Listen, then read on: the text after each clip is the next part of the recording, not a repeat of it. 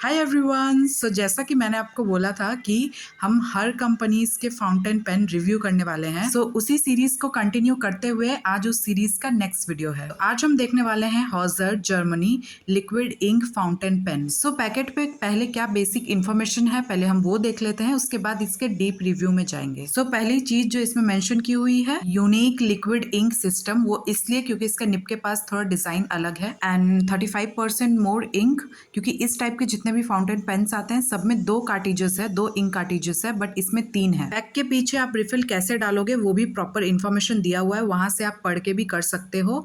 And price दिया हुआ है 60 रुपीज, बट ये आपको 45-50 तक मिल जाएगा। सो इसको फिक्स करना बहुत सिंपल है, वो तो हम देखेंगे ही, बट बहुत लोगों को हो सकता है कि किसको क्या बोलते हैं वो ना पता हो मेरी तरह। सो इसकी भी एक स्टोरी है, वो मैं आपको बाद में बताती हूँ। पहले ये देख लेते हैं कि इसमें मिला क्या क्या है हमें। सो एक आपको नॉर्मल पेन मिलेगा जो आपको दिख ही रहा है, बट इसके अंदर रिफिल नहीं है, वो हमें डालना पड़ेगा, जो कि अलग से 3 दिया हुआ है। बट यहाँ पे हम रिफिल नहीं बोलते, इसको कार्टिजेस बोलते हैं। और ये जो है एक रेड कलर का, ये है इंक कन्वर्टर। तो ये इंक कन्वर्टर की हेल्प से आप एक से दूसरे में इंक कन्वर्ट कर सकते हो। सो पहले तो वो कांच की प्रॉपर बॉटल आती थी जिसमें इंक होता था।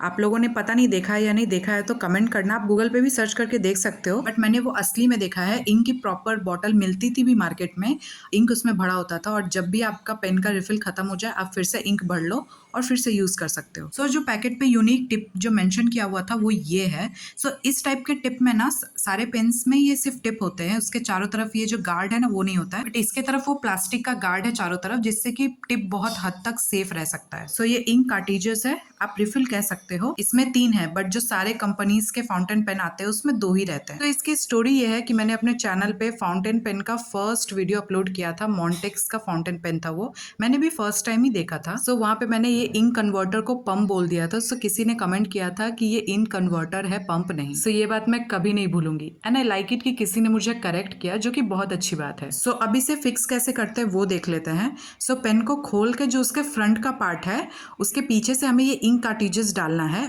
और डाल के उससे जोर से प्रेस करना है सेफली। यहाँ पे आप एक चीज ध्यान रखना, जैसे मैं शूट कर रही थी तो स्वेट हो रहा था और उसकी वजह से प्लास्टिक के ऊपर मेरा हाथ स्लिप कर रहा था, जो सामने का निप है वो आपके हाथ में घुस सकता है, तो आप सेफली ये काम करना। यहाँ पे आपको थोड़ा जोर से प्रेस करना पड़ेगा, क्योंकि उसके ऊपर एक प्लास्टिक की लेयरिंग होती है, वो जब तक टूटेगा नहीं, वो उसमें घुसेगा नहीं, तब तक इंक फ्लो नहीं होगा सामने की तरफ। और इसको ऐसे नीचे की तरफ करके रखेंगे थोड़ी देर, ताकि जो इंक है वो निप तक जल्दी पहुंचे, क्योंकि इसका सामने का बॉडी ट्रांसपेरेंट है, तो आप देख भी सकते हो जो इंक गया है वो दिख भी रहा है ऊपर से। सो अगर आपने कभी फाउंटेन पेन यूज नहीं किया है तो आप एक लेके एक्सपीरियंस कर सकते हो, बट एक ही लेना, क्योंकि ये वॉल पेन की तरह उतना फ्रेंडली नहीं है। इसको यूज करना थोड़ा ट्रिकी है और मेसी है। ये मैं क्यों बोल रही हूँ आपको बताती हूँ। सो पेन का एंगल आप थोड़ा सा भी चेंज करोगे ना, टेढ़ा करोगे, वो इंक फ्लो ही नहीं होगा।